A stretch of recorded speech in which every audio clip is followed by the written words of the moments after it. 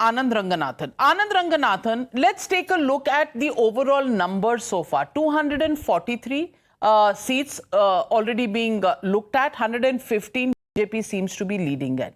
Now, Bharat Jodo Yatra and this great, comeback by Rahul Gandhi, the caste census, all of these are issues which is work in progress. But Karnataka, where the Bharat Jodo Yatra spent a lot of time, doesn't seem to have responded too much as far as, the numbers on the screen for Karnataka show. Having said that, let's also look at the overall numbers. You're looking at 87 for the India, but a large part of this is in states of Tamil Nadu, Andhra Pradesh. These are places where the Congress really hasn't made too much of progress. How do you see this whole repackaging and relaunching of Rahul Gandhi and the impact it has so far in the survey that we see? Yes, good evening, Navika. Look, you can rearrange the deck chairs on a Titanic howsoever you want. The result is going to be the same. The fact of the matter is that it is a clear-cut choice for the Indian voter. And this time it is absolutely clear-cut because it is do or die for the NDA alliance versus the BJP. The choice for the voter is either I choose Modi, and let's be very honest, Modi is the face of the NDA, and Modi is projecting it like that. There is no other alternative to Modi. So Modi knows, and he's asking for votes for Modi. On the other hand, देश को तोड़ के, corruption को छुपा के, sectarianism को छुपा के, अपने कम्युनलिज्म को छुपा के अगर आप मोदी को हराना चाहते हो, तो लोग ये देख रहे हैं. On this very panel, you have the good Dr. Muni. The AAP and Congress have been fighting like cats and dogs in Punjab over sectarianism, over Khalistani, over corruption. How on earth do they plan to convince the Indian voter that they are going to be better than the BJP? They can't. You talked about Kerala, 18 to 20 seats, and I agree with Sabha. It all depends on the seat sharing, but will Congress allow such massive seats to be shared? Because if it does, then it becomes very weak at the center if it comes to power. So obviously it won't. Now, if it doesn't, how on earth will it convince the Indian voters that the same people who now want Modi to be defeated were accusing the same CPIM of a 100 crore camera scam?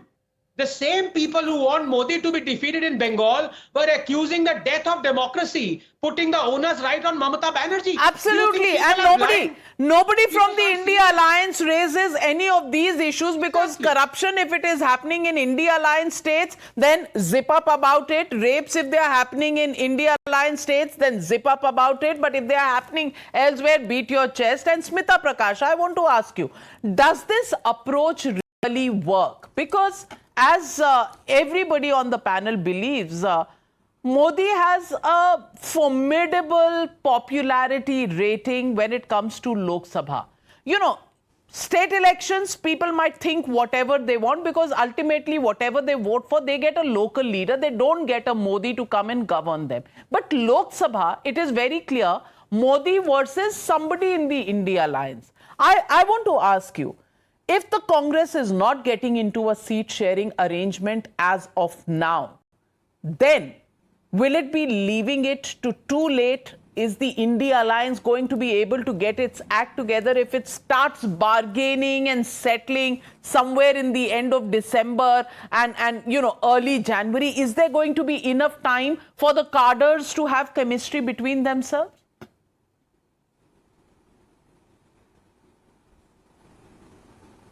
Yeah, I think the biggest challenge will be at ticket distribution. You're quite right.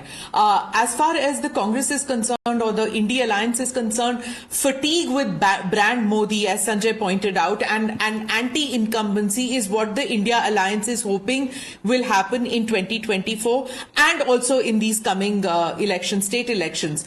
On the other hand, the BJP is not going to not just not focus, is going to completely focus on brand Modi and the 9 years of what they think is, or they are pitching as holistic development, inclusive development, inclusive growth. That's what they're going to focus on. And not just in 2024, in the 5 state elections too. So contrary to what the alliance members are saying or what some analysts might say, they are going all out with brand Modi. And these surveys that you brought out, quite interesting, is that see Karnataka, for example, what you showed out there is an almost clean sweep, Navika, for the BJP, and this is when the BJP has still not managed to get an LOP in place in Karnataka. Look at Rajasthan. Even here you're showing a very strong sense of that the BJP will do very well.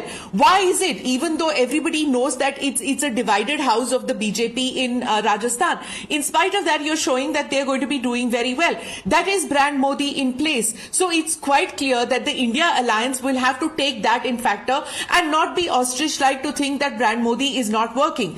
The India alliance will also have to base its strategy that the alliance will have to make some compromises before 2024, and especially at the time of ticket distribution, because these surveys that you're doing is with the presumption that everything is going to be hunky-dory at the time of ticket distribution. But at that time, if it falls apart, then the entire survey falls apart. Because if the alliance doesn't hold, then the survey doesn't matter at all.